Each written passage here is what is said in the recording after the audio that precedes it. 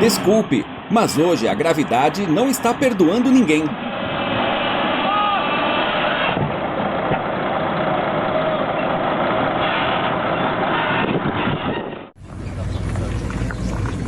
Not gonna eat like that shit. Oh, good.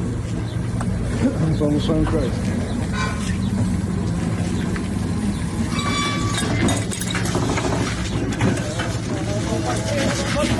That's good.